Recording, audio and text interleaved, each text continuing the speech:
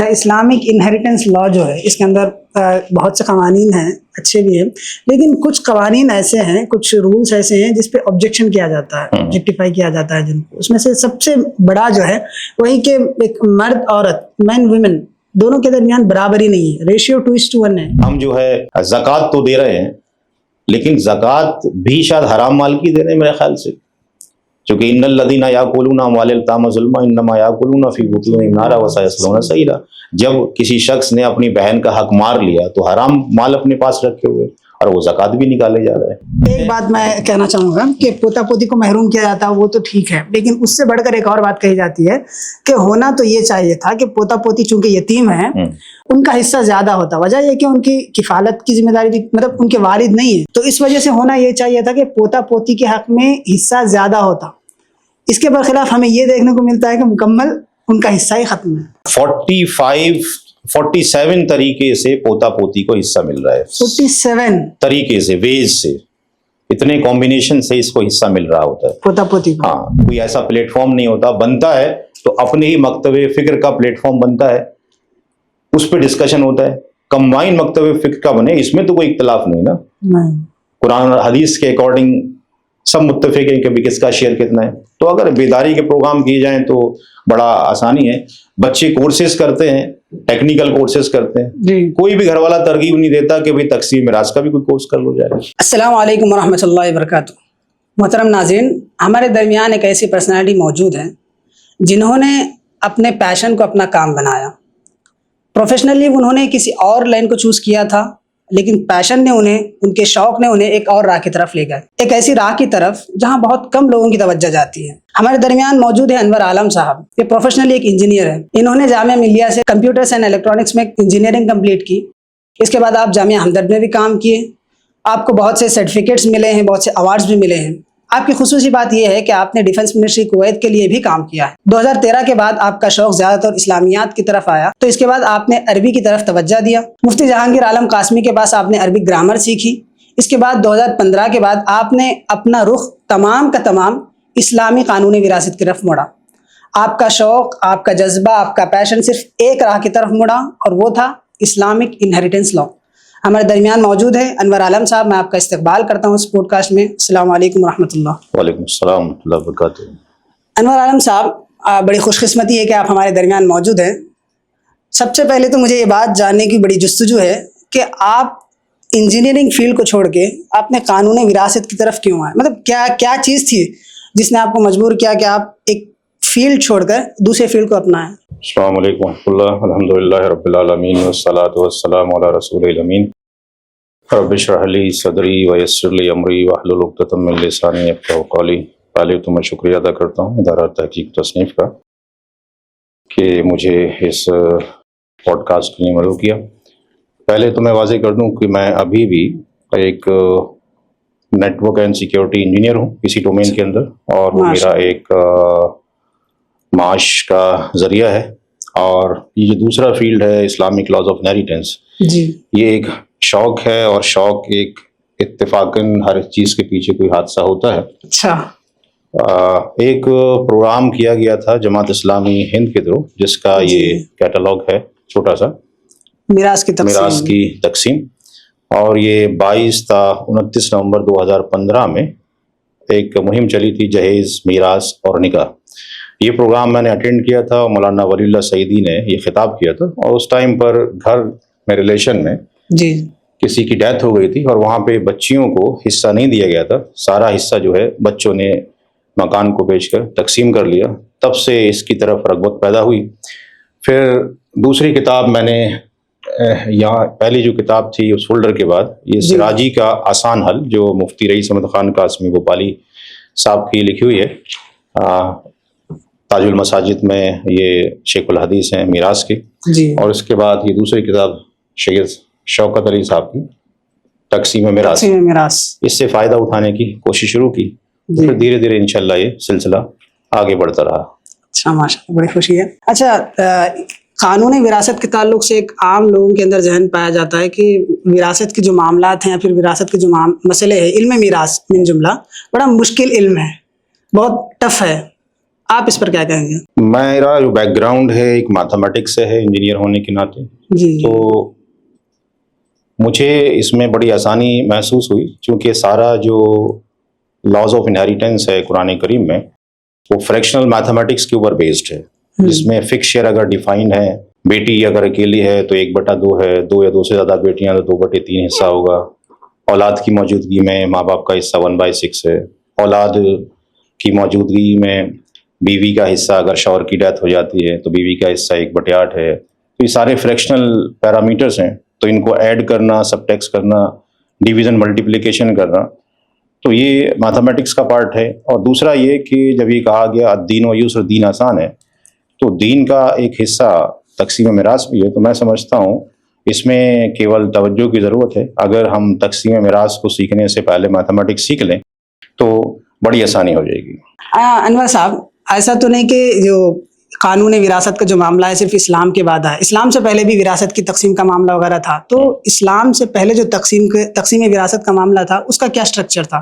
किस नाये से तकसीम होती थी विरासत उस मौके पर? अगर हम इसकी बात करते हैं, जिसको हम ये कहें कि प्री इस्लामिक इस्लाम से पहले, तो जब किसी की डेथ होती थी, हाँ। तो घर में जो शख्स ताकतवर होता था, जिसको ये कहा जाता था, हदीस किताब में आता है कि जो घोड़े की पीठ पर चढ़कर तलवार चलाकर हाँ। सामान लेकर आ सकता था, कायद, लीडर हो सकता था। हाँ। चाहे वो लीडर चाहे जालिम था, उस टाइम पे जालिम ही हम कहेंगे, उस टाइम पे इस्लाम के आने से पहले।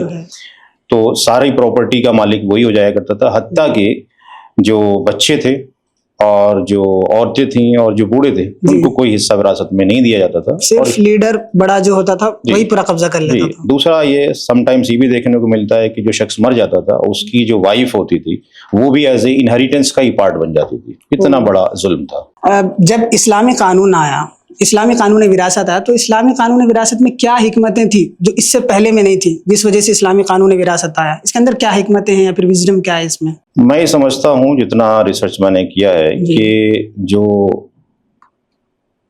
कमजोर थे उनकी जो माली हालत थी वो बेटर नहीं थी। जो सरमाया था कि शख्स के मरने के बाद वो एक ही के हाथों में चला जाया करता था, और उस सरमाए का यूटिलाइजेशन जो कि बाकी लोगों में होना चाहिए था खानदान की, वो खानदान में नहीं होता था। इस्लाम के आने के बाद ये हुआ कि जिनके हिस्से वो लोग नहीं दिया करते थे, आप ये कह सकते हैं मेरी टर्मिनोलॉजी के अंदर, कि पहले जो बेटा था वो काइंड ऑफ फर्स्ट कैटेगरी में था, कब्जा कर लिया करता था जबरन। इस प्री इस्लामिक इरा की बात करें, और उसके बाद का फेज ये हुआ कि अल्लाह तबारक ताला ने उन लोगों के हिस्से मुतय्यन कर दिए जो कमजोर हैं। जी हाँ। औलाद के हिस्से मुतय्यन कर दीजिए, और ऐसी औलाद का भी कर दिया जो अभी हमल के अंदर है, उसके भी हिस्से मुतय्यन कर दिए। मेल होगा फीमेल होगा इसका डिसीजन बाद में होगा, बट वो उसका हिस्सा महफूज करने के लिए बोल दिया गया। दूसरा, औरतों के हिस्से को महफूज कर दिया। अब औरत माँ की शक्ल में हो, बेटी की शक्ल में हो, पोती की शक्ल में हो, बहन की शक्ल में हो, और जो बूढ़े थे यानी दादा हो सकते हैं, बाप हो सकते हैं, इनके हिस्से फिक्स कर दिए। और अब जो जबरन लिया करते थे, अब हम देखते हैं बेटा प्राइमरी ईयर्स में है ही नहीं, वो वेटिंग लिस्ट में अगर हम देखें, प्राइमरी ईयर्स के अंदर जो आते हैं कैटेगरी में, जिसको हम ज़बुल फरूज बोलते हैं या प्राइमरी ईयर्स बोलते हैं, उसमें 4 मेल हजरात हैं, जिसमें बाप है, दादा है, शौहर है, अखियाफी भाई है। इसमें बेटे का जिक्र कहीं नहीं है। और जहां औरतों की बात करते हैं तो औरतों में 8 फीमेल हैं, बीवी है, माँ है, बेटी है, पोती है, सगी बहन है, सौतेली बहन है, अखियाफी बहन है, दादी है, नानी है। तो इसमें हम देखते हैं ये प्राइमरी ईयर्स हैं। इनको जब डिस्ट्रीब्यूशन कर दिया जाता है तो जो बचता है तो वो सेकेंडरी ईयर्स को जाता है। और अब बेटा जो है सेकेंडरी ईयर्स में आ गया, कभी वो प्री इस्लामिक इरा के अंदर पहली कैटेगरी में अपने आप को तस्लीम करता था, जबरन फोर्सफुली। तो इस्लामी कानून में सबसे पहला वाकया कौन सा था जहाँ पर इस्लामी कानून विरासत नाफिज हुआ, यूज हुआ? जहाँ पे जब हम हदीस का मुताला करते हैं तो एक वाकया मिलता है जंगे ओहद के अंदर। साद बिन रबी रज़ियल्लाहु अन्हु शहीद हो जाते हैं, तो उनकी जो वाइफ है अपनी 2 बेटियों के साथ अल्लाह के रसूल सल्लल्लाहु अलैहि वसल्लम के पास आती हैं और कहती हैं कि मैं साद की बेवा हूँ, और इन बच्चियों का जो चचा है यानी जो साद के भाई हैं वो सारा माल लेके चले गए, इनकी किफ़ालत कैसे होगी, इनकी शादियां कैसे होंगी, आप कुछ फैसला फरमाइए। तो अल्लाह के रसूल सल्लल्लाहु अलैहि वसल्लम खामोश रहे। आपने कहा अल्लाह ही कुछ फैसला करेगा। फिर जब ये आयत मीरास सूरह अन-निसा की आयत नंबर 11, 12 नाजिल हो गई, तो आपने साद के भाई को यानी लड़कियों के चचा को पैगाम भिजवाया, और जब वो आए तो उनसे कहा कि 1/8 साद की बीवी को दे दो, 2/3 साद की दोनों बेटियों को दे दो, अब जो बचे वो तुम्हारा है। तो मैं समझता हूँ ये फ्रैक्शनल मैथमेटिक्स का एक सवाल है। 1/8 + 2/3 करेंगे और जो बचेगा रेसिड्यू 5/24 वो उसके चचा को चला जाएगा। That was the first mathematical solution of the Muslim inheritance जो किया गया। एक ये बात भी है कि इस्लामी कानूनी विरासत में जो इस्लामिक इनहेरिटेंस लॉ है, इसके अंदर ऑर्डर ऑफ डिस्ट्रीब्यूशन क्या है। जब इंसान का इंतकाल हो जाता है तो उसके बाद उसका जो तरका है, एस्टेट है, वो किस तरह डिस्ट्रीब्यूट होता है, ऑर्डर ऑफ डिस्ट्रीब्यूशन। देखिए यहाँ पे जब हम हदीस का मुताला करते हैं तो हमें ये पता चलता है कि जब कोई शख्स मिल जाता है, मर जाता है, तो उसकी 4 हुकूक यानी duties towards the deceased person 4 है। सबसे पहले उसका कफन दफन किया जाना है, पहला कफन दफन। दूसरे नंबर पर उसके ऊपर कोई कर्ज है तो कर्ज की अदायगी होनी है। तीसरे नंबर पर वसीयत पूरी की जानी है, और चौथे नंबर पर तरके की तकसीम होनी है। अब यहाँ पर जो वसीयत है यानी जो विल है, उसके लिए जरूरी है कि कफन दफन पे जो खर्च किया गया हो उसको लिख लिया जाए जी, प्लस जो किसी का कर्ज है उसको फाइंड आउट किया जाए। तो कफन दफन का जो खर्च है और जो कर्ज है दोनों को सम अप कर लिया जाए, और जो वैल्यू आए मरने वाले शख्स की जो पूरी प्रॉपर्टी थी, चाहे कार था, कोठी था, बंगला था, जमीन जायदाद, माल, जमीन, खेती की जमीन, आज की डेट में बिटकॉइन, शेयर मार्केट, व्हाटएवर जो भी था, उस सब का अमाउंट की जो रकम है उसमें से 2 एक्सपेंसेस निकालेंगे, फनरल एक्सपेंसेस और डेप्थ वाले एक्सपेंसेस। इसको निकालने के बाद जो वैल्यू बचेगी उसके ऊपर 1/3 विल एप्लीकेबल होगी जी। अब जब ये विल एप्लीकेबल हो जाएगी तो अब इनहेरिटेंस अमाउंट निकालना है जो कि वारिसीन में तकसीम होना है। तो उसके लिए 3 एक्सपेंसेस हमें निकालना पड़ेगा, एक कफन दफन का खर्च, दूसरा कर्ज, और तीसरा जो वसीयत थी। और वसीयत जो की जा सकती है वो मैक्सिमम 1/3 की जा सकती है। अच्छा, आपने वसीयत की बात की तो मैं ये पूछ ही लेता हूँ कि कंफ्यूजन बहुत से लोगों में है कि मतलब वसीयत क्या चीज़ है, हिबा क्या चीज़ है, विरासत क्या है, विल, गिफ्ट और इनहेरिटेंस, इन तीनों के दरमियान फर्क। इस्लामिक शरीयत के अकॉर्डिंग 3 तरीके से प्रॉपर्टी ट्रांसफर की जा सकती है। 3 तरीकों के, एक तरीका है हिबा जी, दूसरा है विल, तीसरा है इनहेरिटेंस। अब हिबा का मतलब यह है कि कोई शख्स अपनी जिंदगी में किसी को भी सब कुछ या पार्शियल दे सकता है, उसको पावर ऑफ अटर्नी दे सकता है, उसको मालिक बना सकता है, लेकिन अपनी औलाद के बीच में अगर गिफ्ट देना हो जी, चाहे वो प्रॉपर्टी की शक्ल हो या कुछ और शक्ल हो, तो वो अपनी औलाद के बीच में उसको इक्वल देना चाहिए। 3 बातें समझ में आती हैं कि गिफ्ट लाइफ में दिया जाएगा, इक्वल भी हो सकता है, अनइक्वल भी हो सकता है, ब्लड ग्रुप में भी हो सकता है, नॉन ब्लड ग्रुप में भी हो सकता है, लेकिन बच्चों के दौरान अगर आपने करना है तकसीम लड़का लड़की की तो 1:1 का रेशियो होना चाहिए। ये है इक्वल, ये हो गया हिबा, इक्वल, ये अपनी जिंदगी में दिया जा रहा है। ओके। दूसरा पार्ट है विल, वसीयत। जी जी, वसीयत को जब मैं पढ़ाता हूं तो मैं उसको वसीयत ना, विल ना बोलकर इस्लामिक विल बोलता हूं। इस्लामिक विल जी, उसका रीजन ये है कि विल से कंफ्यूजन ये हो जाता है लॉ के स्टूडेंट को, जैसे हिंदू लॉ ऑफ सक्सेशन में विल किसी को भी कर सकते हैं, विल माँ के लिए भी हो सकती है, बाप के लिए भी, किसी के लिए भी विल, कोई कैद नहीं, कोई कैद नहीं है, जिसके लिए विल करना चाहो। लेकिन इस्लामिक शरीयत के अकॉर्डिंग विल जो होगी वो नॉन एयर्स के लिए होगी, जो वारिस नहीं बन रहा है। अच्छा, उसके लिए वसीयत की जाएगी, और वसीयत का एक लिमिट है जो कि मैक्सिमम 1/3 है। तो 1/3 से ज्यादा की वसीयत नहीं की जा सकती, नॉन एयर्स को की जाएगी। लेकिन वसीयत करने के लिए वही 2 पैरामीटर्स हैं जो अभी डिस्कशन किए गए थे कि आपने पहले कफन दफन और कर्ज की रकम को निकालने के बाद जो वैल्यू बचेगी उसके ऊपर होगा। फॉर एग्जाम्पल कोई शख्स मरा, उसके पास 1 लाख रुपए थे, कफन दफन पे 10,000 रुपए खर्च हो गए, बचे 90,000, 30,000 रुपए उसके ऊपर कर्ज है, तो 90 में से 30 निकाल दिया, यानी 60,000। अब 60,000 का 1/3 करेंगे तो 20,000 आ गया। तो 20,000 की वसीयत की जा सकती है। ये नॉन एयर्स के लिए की जा सकती है, वारिसीन के लिए नहीं हो सकती। जो वारिस नहीं है उनके लिए से उनके हक में वसीयत नहीं उनके हक में वसीयत नहीं की जा सकती। ये हो गया सेकंड टाइप ऑफ आपके पास transfer of property. But will हम लिखते तो जिंदगी में है जी। जो आपके पास विल है, विल को लिखा तो जिंदगी में जाता है, लेकिन एग्जीक्यूट मरने के बाद होगा। तीसरा चीज है विरासत। इस पे हमारा कोई अधिकार नहीं है। मेरी मौत अगर आज हो जाती है तो मेरा इस पे डिस्ट्रीब्यूशन ऑफ इनहेरिटेंस पे कोई मेरा जबर नहीं चलेगा, क्योंकि ये ऑलरेडी प्री डिफाइंड है। गिफ्ट था, अल्लाह ताला की फजल से मुझे माल मिला था, मैं जैसे चाहे खर्च करता, नेक कामों में अजर मिलता मुझे। बिल्कुल ठीक है। विल में किसी को कर सकता था, मदरसे को, मदारिस को कहीं कर सकता था, लेकिन ये वाला जो पार्ट है इनहेरिटेंस वाला, मेरे मरने के बाद 3 एक्सपेंसेस निकाले जाएंगे, कफन दफन कर्ज और जो वसीयत की रकम को जो अमाउंट बचेगा, यानी वही लाख रुपए का अमाउंट अगर हम ले लें तो 10,000 निकल गए कफन दफन में, 30,000 का कर्ज हो गया 40, 20,000 की वसीयत हो गई यानी 60, तो 1 लाख में से 60,000 निकालेंगे दैट इज 40,000। तो 40,000 पे डिस्ट्रीब्यूशन ऑफ इनहेरिटेंस होगा, बट ये according to the laws of inheritance के होगा, जो कि कानून विरासत शरीयत के अंदर मौजूद है, उसी रूल्स को फॉलो किया जाएगा। अच्छा, मैंने एक बात आपके ताल्लुक से सुनी है कि आपने अपने लिए एक किताब लिखी है जिसके अंदर आपने अपने आप को मैयत के तौर पे पेश किया और जो भी पॉसिबल केसेस हो सकते हैं उसके हिसाब से आपने किताब लिखी है। हाँ, वो जो किताब थी उस किताब का नाम है डिस्ट्रीब्यूशन ऑफ माई इनहेरिटेंस।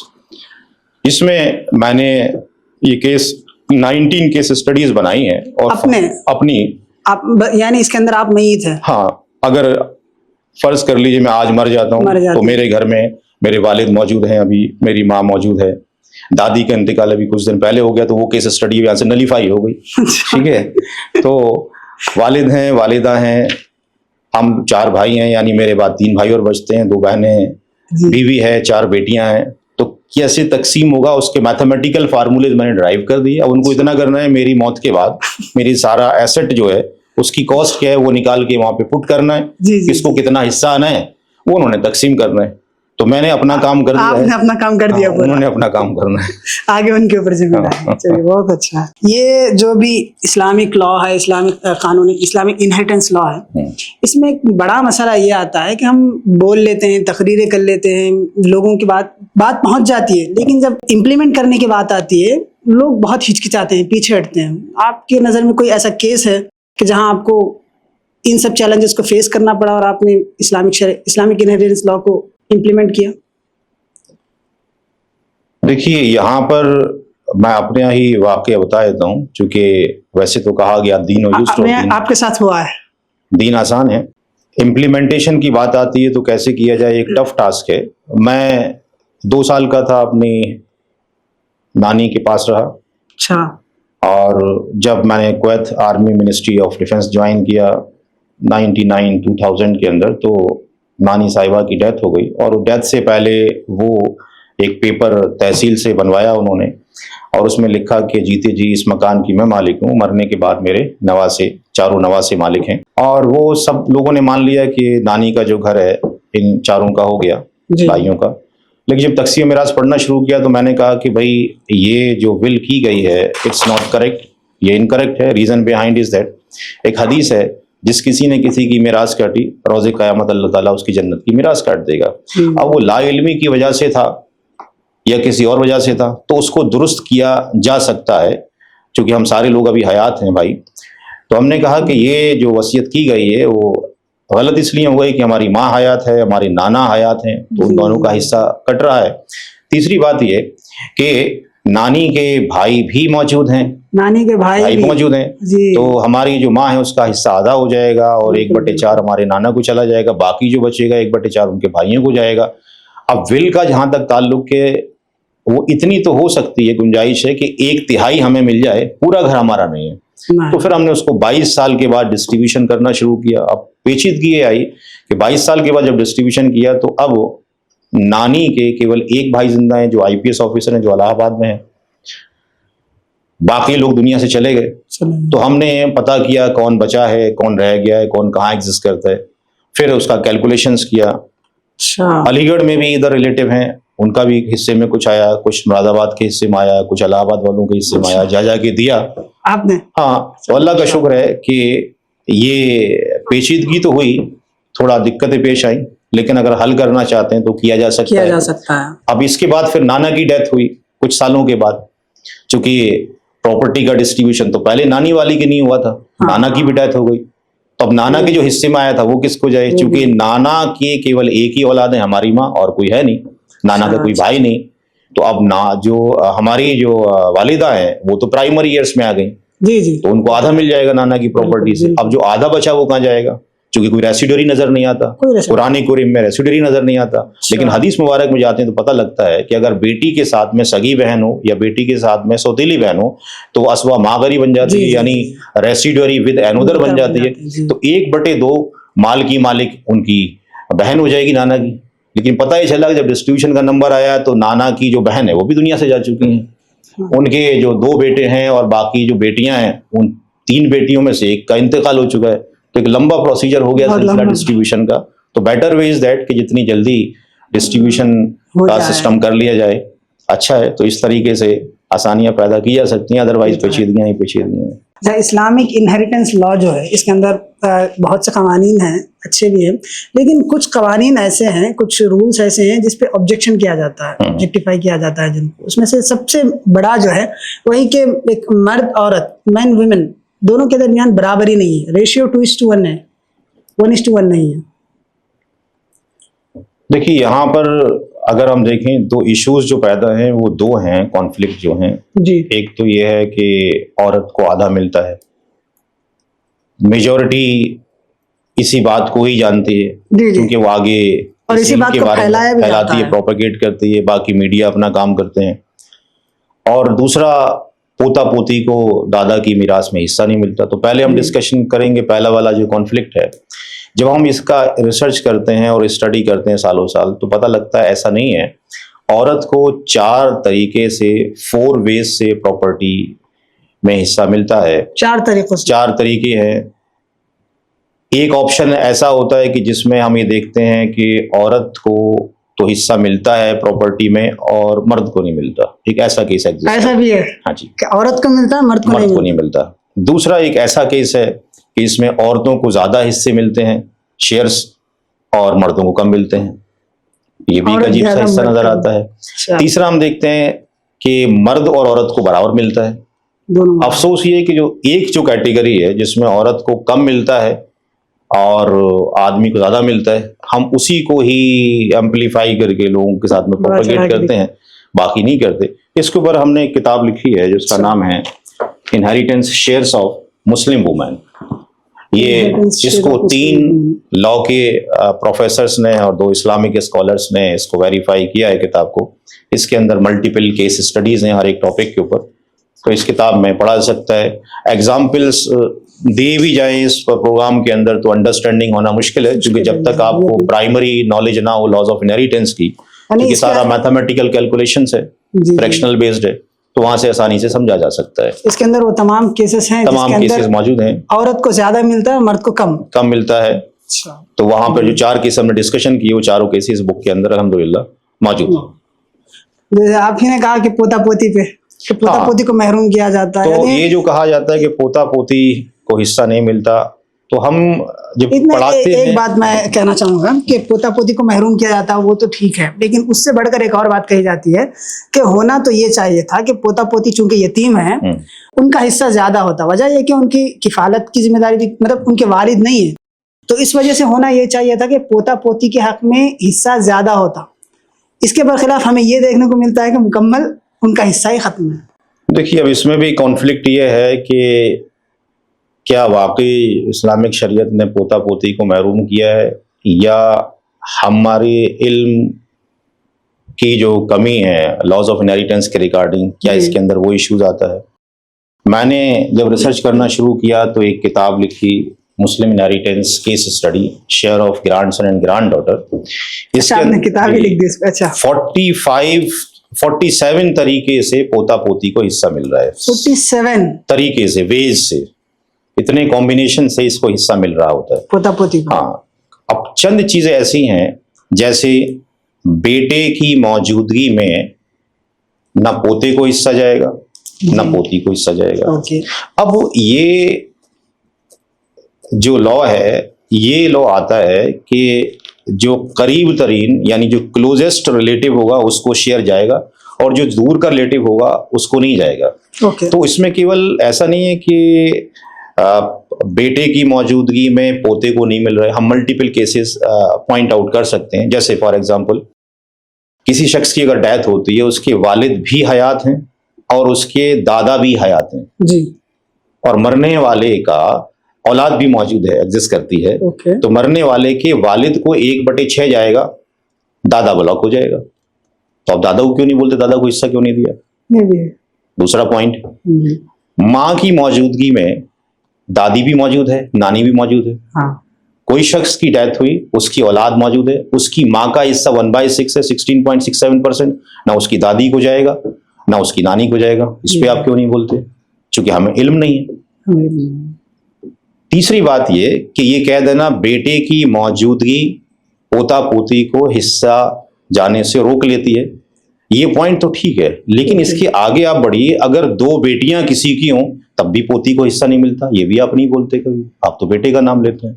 2 बेटियों की मौजूदगी में भी पोती को हिस्सा नहीं जाता। समटाइम्स हम ऐसे कैलकुलेशंस भी देखते हैं, इसी बुक में देखेंगे कि एक ही बेटी है फिर भी वो पोते को नहीं हिस्सा जाने दे रही है।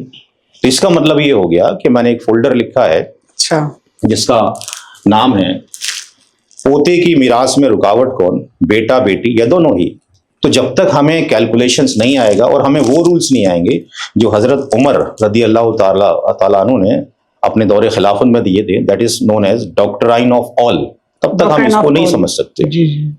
डॉक्ट्राइन ऑफ ऑल क्या है वो 2 मिनट में एक्सप्लेन नहीं हो सकता, उसके लिए प्रॉपर क्लास चाहिए। तो हजरत उमर रज़ी अल्लाह ने जो रूल्स दिए, डॉक्ट्राइन ऑफ ऑल दिया, डॉक्ट्राइन ऑफ रद्द दिया और उमरिया तैन दिया, मसला हिमारिया दिया, तो ये वो है जो एडवांस केस स्टडीज हैं, इसके लिए हमें बेसिक फंडामेंटल्स तो कम से कम आता हो। तो ये मिथ है पूरा कि साहब पोता पोती को नहीं मिलता। अब अगर हमें नॉलेज होता, फर्ज कर लीजिए कि अगर कोई शख्स दादा है और वो अपनी बसीरत की आंखों से ये देख रहा है कि वाकई पोता पोते जो हैं वीकेंड है फाइनेंशियली, ऐसा कोई मैंडेटरी नहीं है कि साहब पोता पोती बेचारा ही होगा, जरूरी है कि पोता जो 2 दिन का बच्चा ही होगा या 5 साल का बच्चा होगा। पोता बड़ा भी तो हो सकता है ना, 20-25 साल का, 30 साल का भी हो सकता है। अब उसका बाप अगर 80 साल का मरा तो 50 साल का भी हो सकता है पोता, ठीक है। तो वो बेचारा तो रहा नहीं, हमने बेचारे का वर्ड डाल दिया उसके ऊपर, ठीक है। तो इसका मतलब ये हो गया कि it's not mandatory condition always पोता गरीब ही होगा, पोता अमीर भी हो सकता है, ठीक है। तो वहां पर जो ब्लॉकिंग कॉन्सेप्ट है वो क्लोजेस्ट वाले से, या आपके पास जो हमने कहा मसला ऑल के अकॉर्डिंग हिस्सा बच ही नहीं रहा, तो फिर हम कैसे दें?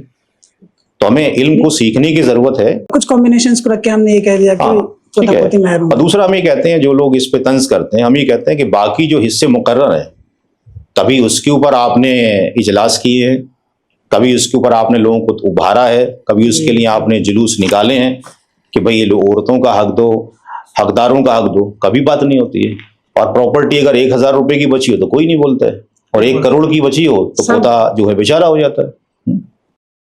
अच्छा, तो इसी के साथ जो पोता पोती होती है, यतीम जो होते हैं, उनकी किफालत किस तरह एक से दूसरे पे जिम्मेदारी जाती है? देखिए, अब इसमें 3 चीजें हम डिस्कशन, बीच के 2 चीजें और डिस्कशन करना चाहेंगे।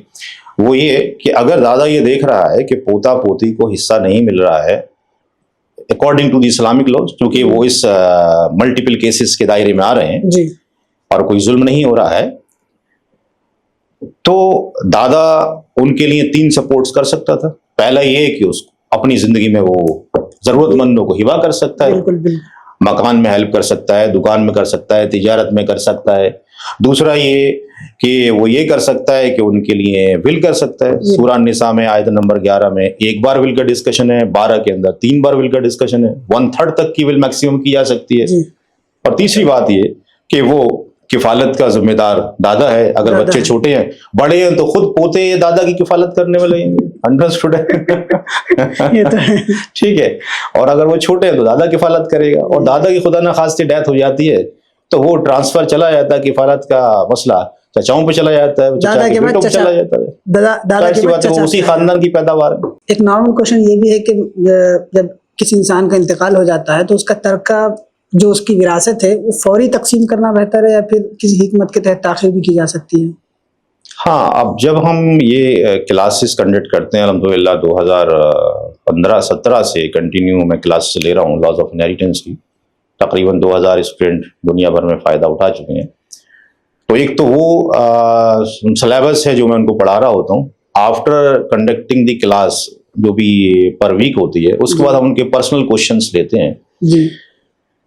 तो उन पर्सनल क्वेश्चन से ये पता लगता है कि इमीडिएटली किसी की डेथ के बाद जिस घर में वो रह रहे थे उसको बेच देना और हर एक का जो शेयर है अमाउंट में उसको दे दिया जाए और सब बेघर आ जाएं, ये इस्लाम की मेरे अकॉर्डिंग तालीम नहीं है।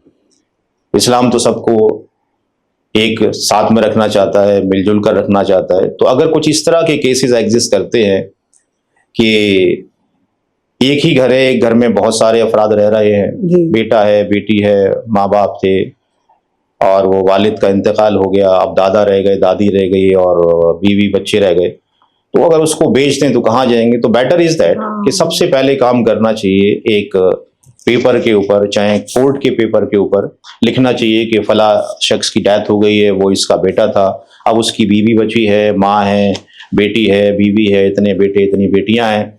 प्रॉपर्टी का distribution according to the basically है क्या, जब किसी शख्स की डेथ हो जाती है तो डेथ के होते ही जो प्रॉपर्टी जिस शख्स से बिलोंग करती थी वो दूसरे के कब्जे में चली जाती है, क्योंकि अल्लाह ताला ने लिख दिया यूसी को मुल्ला, हुक्म दे दिया। अब हुक्म दे दिया तो वो कंप्लीट ऑर्डर हो चुका है, डेथ होते ही वो प्रॉपर्टी मुंतकिल हो चुकी है। अब उसमें जो ताखीर हो रही है वो इस्लामिक शरीयत ने नहीं की, वो हमारे तरफ से ताखीर हो रही है कुछ कंडीशंस की वजह से। ऐसा था कि अगर 2-4 घर थे तो एक घर में रह रहे थे, ठीक था, बाकी घर को सेल आउट करके पैसा रेशियो के अकॉर्डिंग डिस्ट्रीब्यूट कर देते। बट अगर एक ही घर है तो फिर उसकी वहाँ मुश्किलात हैं, तो उसमें पेपर बना लिया जाए, सबके दस्तखत कर दिए जाए कि भाई आपका शेयर इस मकान में इतना है, इतना है, इतना है। जब सेल आउट होगा आपको अमाउंट दे दिया जाएगा।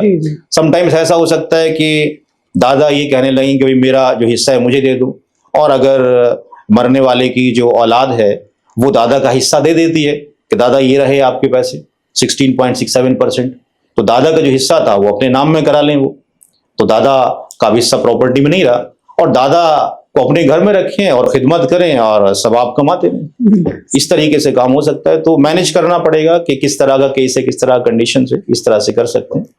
इस्लामिक इनहेरिटेंस लॉ के ताल्लुक से जो गफलत पाई जाती है, इसको खत्म करने के लिए what you have done to bring awareness? देखिए, इसको खत्म करने के लिए कोशिश जो मैंने की है वो वैसे तो ना के बराबर ही है। बहुत बड़े बड़े आलिम दीन हैं जिन्होंने किताबें लिखी हैं, ज़ख़ीम किताबें लिखी हैं। मैंने सिर्फ इतना काम किया है कि मुफ्ती जहांगीर आलम कासमी साहब से अरबी को सीख कर जितनी मैं सीख सकता था कि मैंने उस टर्मोलॉजी को आसान करने की कोशिश की, इंग्लिश टर्मोलॉजी में लिया है और फ्रैक्शनल मैथमेटिक्स में लिया है। फिर मैंने क्लासेस कंडक्ट करना शुरू किया डॉक्टर्स, इंजीनियर, प्रोफेसर्स के लिए, जो अपलोडेड होके यूट्यूब्स पर आ जाती हैं। इस्लामिक इनहेरिटेंस रिसर्च सेंटर के नाम से एक इदारा कायम किया और अब तक अल्हम्दुलिल्लाह 2000 तलबा पढ़ चुके हैं ऑनलाइन, 2000 तलबा पूरी दुनिया में। और हम जो क्लासेस लेते हैं वो ऑनलाइन होती हैं, जूम आईडी पर होती हैं, हफ्ते में एक दिन, जुमे के दिन होती हैं। ना कोई ट्यूशन फीस है, ना कोई रजिस्ट्रेशन फीस है, फ्री है। बट एक मसला है कि 5 घंटे का 5 आवर्स का हम आपका टेस्ट लेते हैं, जो तलबा के लिए टफ है आफ्टर दी 3 मंथ, जिसमें हम प्राइमरी ईयर्स भी लेंगे, सेकेंडरी भी लेंगे, जिसके अंदर हम multiple death in a period of time भी लेंगे। हमने इसी किताब के अंदर multiple death in a period of time मुनासा के बारे में डिस्कशन किया है, इसी में हमल के हिस्सों के बारे में डिस्कशन किया है, प्रेगनेंसी के बारे में, कि अगर कोई शख्स का डेथ हो रहा है और उसकी वाइफ प्रेगनेंसी में तो बेटा बेटी आने वाला है, माँ प्रेगनेंसी में तो भाई भाई आने वाला है, और अगर किसी की बेटी की बहू प्रेगनेंसी में तो पोता पोती आने वाला है, तो उनके शेयर किस तरीके से महफूज की जाए, सारा उनको पढ़ाया जाता है। प्रेगनेंसी का मामला रहेगा तो हम जब तक डिलीवरी ना हो जाएगी तब तक वेट करेंगे या फिर? देखिए, ऐसा तरीका तो यही था कि तब तक डिलीवरी ना हो, वो तो क्लियर नहीं रहेगा कि लड़का है या लड़की है। जब तक डिलीवरी ना हो हमें वेट करना चाहिए था। लेकिन मसला ये है कि जब पैसा अरबों खरबों का होता है तो डेथ के अगले दिन ही बंटवारे का नौबत आ जाती है। तो स्कॉलर ये कहते हैं कि हम उसको 2 केस में डिफाइन करेंगे। In the first case we will consider कि जो प्रेगनेंसी में किड है वो मेल है, दूसरा कंसीडर करेंगे फीमेल है। और हम जिन लोगों को कैलकुलेशन आता है वो देखते हैं कि जब if you are considering the male और उसका कैलकुलेशन करते हैं, और if you are considering the female उसका कैलकुलेशन करते हैं, तो नंबर ऑफ शेयर्स डिफरेंस आ जाते हैं। तो अलग जब डिफरेंट आ जाते हैं तो किस तरीके से सॉल्यूशन किया जाए। तो मैथमेटिक्स के अंदर लॉ है कि हम इसका एक रेशियो निकाल लें, इन दोनों जो अलग अलग शेयर्स आए, फिर इनकी रेशियो की एक दूसरे से मल्टीप्लाई कर लें ताकि एक कॉमन डिनोमिनेटर आ जाए। तो अब हर एक की मल्टीप्लाई जो भी रेशियो आया था, फॉर एग्जांपल 9 अगर 6 हो गया, एक में 9 हिस्से बन रहा है, एक में 6 हिस्से बन रहे हैं, तो 9 और 6 जो डिवाइड हो जाएगा किससे हो जाएगा, 3 से डिवाइड हो जाएगा। 3 3 जा और 3 2 जा, तो रेशियो बन गया 3:2। तो 9/6 इधर रख लीजिए और उसके इक्वल करके 3/2 कर दीजिए, इनकी क्रॉस मल्टीप्लाई कर दीजिए। यहाँ से भी 9 दूनी 18 हो जाता है और यहाँ से भी 6 3 18 हो जाता है, तो 18 हिस्से हो गए। अब हर फर्द को उस जो रेशियो से मल्टीप्लाई कर दीजिए, फिर स्कॉलर सेज के मिनिमम शेयर वारिसिन को दे दीजिए जो अभी जल्दी मचा रहे हैं, अल्लाह कर रहे हैं, और एक शेयर महफूज कर दीजिए अमानतदार आदमी के पास, और जब बच्चा पैदा हो जाए तो बाकी शेयर उसके अकॉर्डिंग डिस्ट्रीब्यूट कर दीजिए। तो ये हमने इसका जो टेस्ट लेते हैं वो 5 आवर्स का टेस्ट होता है, वो एक टफ टास्क होता है और टफ। हाँ, तो इसकी बेदारी के लिए हमने बहुत सारे काम किए, जैसे कि एक छोटी सी किताब है इस्लामिक लॉज ऑफ इनहेरिटेंस के नाम से, सूरह निसा की आयत नंबर 11, 12, 176 और कुछ अहादीस मुबारक से, और इसको एक साइड से इंग्लिश में लिखा है, एक साइड से उर्दू में, और बीच में रेफरेंसेस दे दिए गए कुरान और हदीस के कि कहाँ से लिया गया है। तो ये एक हमने इसका नाम दिया है कि मास्टर बुक है। इसको हम जहाँ जहाँ प्रोग्राम कंडक्ट करते हैं, लॉ कॉलेज के अंदर जैसे कि जामिया में हुआ, अलीगढ़ के अंदर प्रोग्राम हुआ, कॉलेज के अंदर भी लेक्चर्स कंडक्ट करते हैं, कॉलेज के अंदर जो LLB के स्टूडेंट हैं उसमें लोग मदु करते हैं, तो मैं वहाँ जाके फ्री ऑफ कॉस्ट इसकी क्लासेस लेता हूँ अल्हम्दुलिल्लाह। और वहाँ पर जो स्टूडेंट होते हैं LLB के, LLM के, वो इन क्लासेस को लेते हैं। अलीगढ़ में भी यहाँ पर प्रोग्राम हुआ इस्लामिक स्टडीज में, जामिया मिलिया में लॉ फैकल्टी में हुआ, और नॉर्थ कैंप यूनिवर्सिटी गुड़गांव में हुआ। करीब में एक केस उभरा था केरला का, जहाँ पे एक मुस्लिम कपल ने, मतलब शादीशुदा थे, लेकिन मे बी 25+ ईयर्स के बाद उन्होंने वापस से रीमैरिज किया, डिवोर्स लिया पता नहीं, लेकिन रीमैरिज किया। उसके बाद फिर अपने एक अलग रूल को फॉलो करते हुए उन्होंने विरासत की तकसीम की थी। हाँ, ये केस जो है जब उभरा तो उसी को देखते हुए ये किताब जहन में आई, जिसका मैंने डिस्कशन किया, inheritance shares of Muslim women का। बेसिकली वो जो केस था उसमें जो हस्बैंड था वो लॉयर था और जो वाइफ थी वो किसी कॉलेज की प्रिंसिपल थी। और उन्होंने ये पिटीशन डाला कि भाई हम अपनी जो शादी है, हम मुस्लिम हैं बट अपनी शादी को दोबारा करना चाहते हैं स्पेशल मैरिज एक्ट के थ्रू। स्पेशल मैरिज एक्ट, क्योंकि मुस्लिम लॉ के according the issue is that कि whatever we are earning, जो हमने एसेट जमा किया है, मैंने और मेरे हस्बैंड ने, हमारी 2 बेटियां हैं, तो 2 बेटियों का हिस्सा 2/3 होगा, और मैं अगर मर जाती हूँ तो 2/3 मेरी बेटियों को जाएगा और मेरे हस्बैंड को जाएगा, बाकी मेरा कमाया हुआ पैसा वो मेरे भाइयों को चला जाएगा। और अगर हस्बैंड मर जाता है मेरा तो उसका 1/8 मेरे पास आएगा, 2/3 बेटियों के पास, और जो 5/24 बचेगा वो उसके भाइयों को जाएगा। तो वी डोंट वांट दैट, ये तो हमारा पैसा है, हम उनको क्यों जाने दें।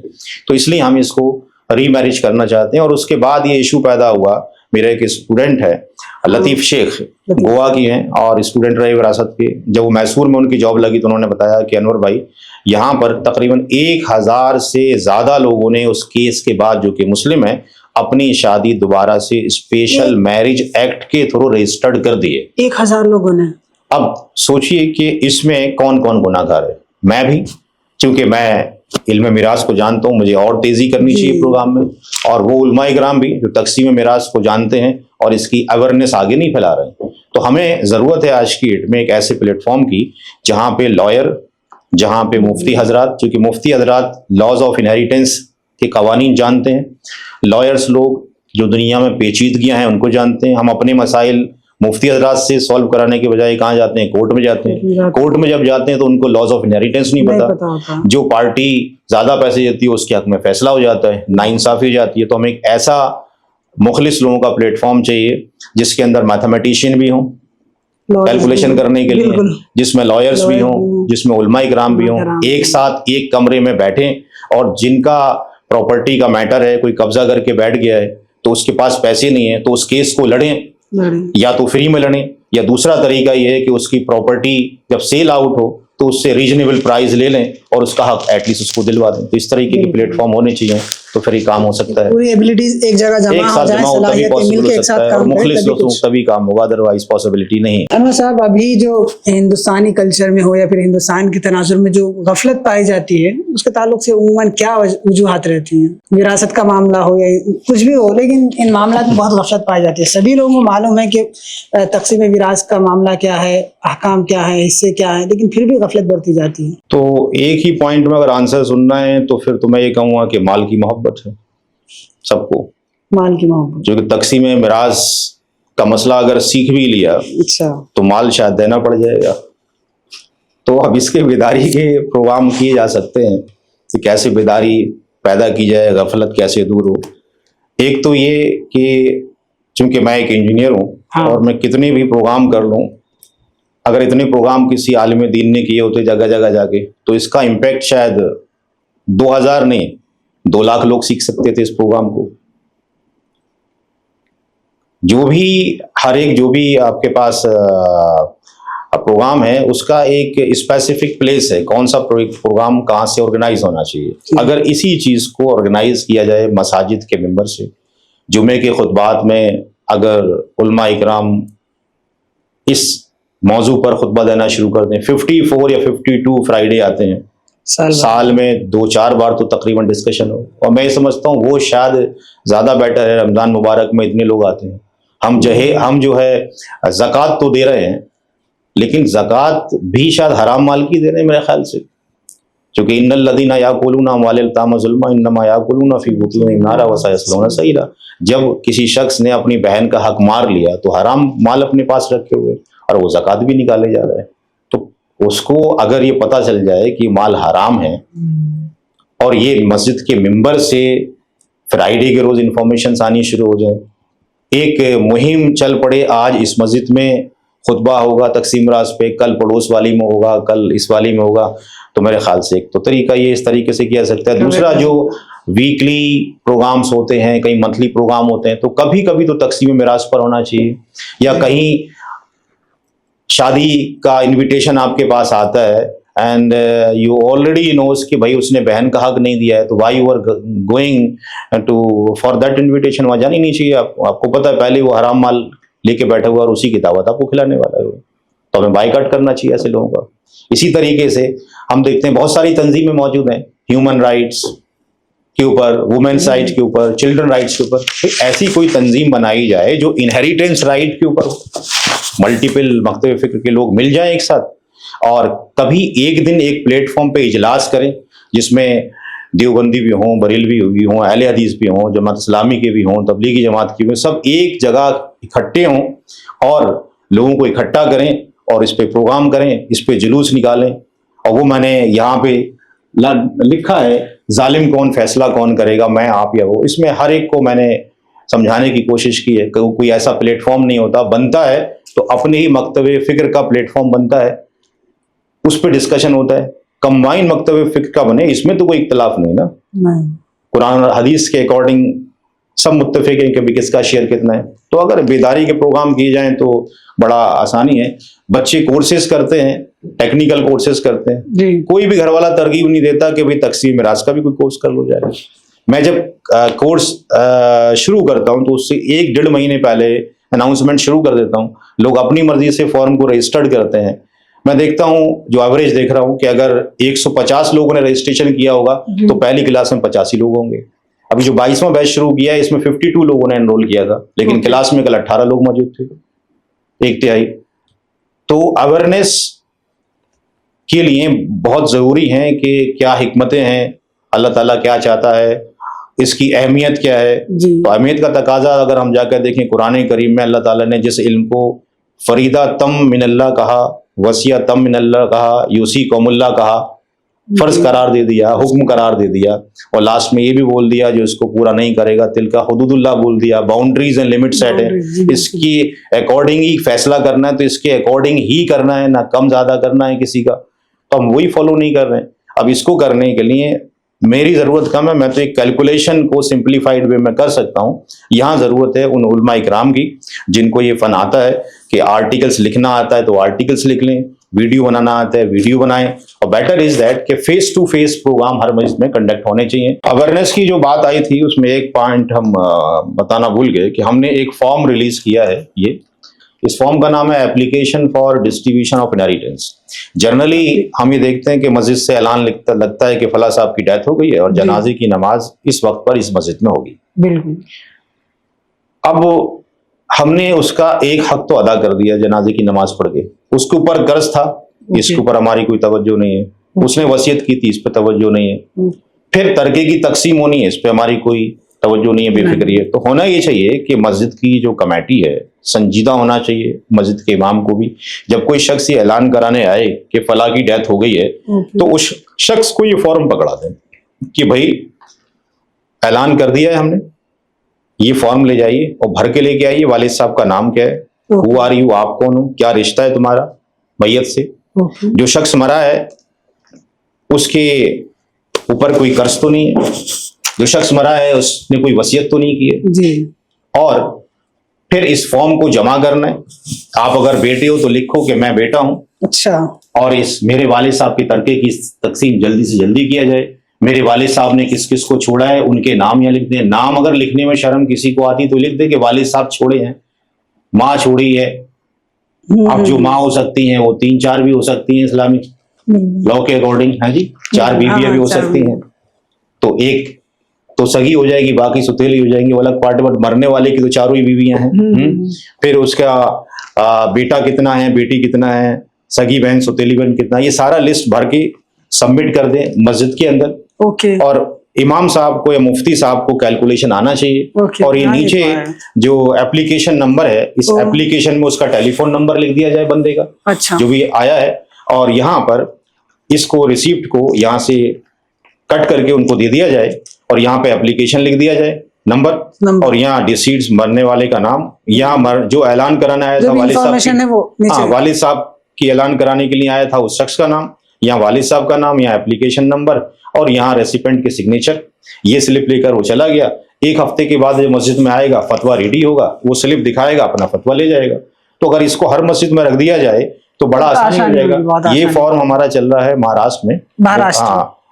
मुफ्ती महफूज आलम अंसारी फलाही मदनी जो इमाम और खतीम है, उन्होंने जस्ट ये क्या कहा, अनवर भाई इसमें अपना नंबर हटाकर आप मेरे नंबर डाल दीजिए, क्योंकि मैं जगह जगह जा रहा होता हूँ तो कॉल आपके पास पहुंचेगी। तो ये फॉर्म ले जाते हैं और जहाँ प्रोग्राम होते हैं डिस्ट्रीब्यूट करते हैं। हर घर में एक शख्स तो किसी न किसी की तो डेथ होनी है ना, इतने लोग हैं, तो घर के हर घर के अंदर एक फॉर्म ही रखा होना चाहिए। कैसे फॉर्म को डाउनलोड करना है, कैसे फिलअप करना है, यह तरीका दोनों आसान तरीका होगा बहुत। हम उम्मीद करते हैं कि पॉडकास्ट बहुत मुफीद रहा होगा, इंफॉर्मेटिव रहा होगा और नाजरीन के लिए बहुत ज़्यादा नफ़ा बख्श होगा। इंशाल्लाह इस चीज़ को इम्प्लीमेंट करने और डॉक्टर साहब के जो ऑनलाइन क्लासेस भी होते हैं उससे भी इस्तेफादा करने की कोशिश की जाएगी। अस्सलामु अलैकुम व रहमतुल्लाहि व बरकातुहू।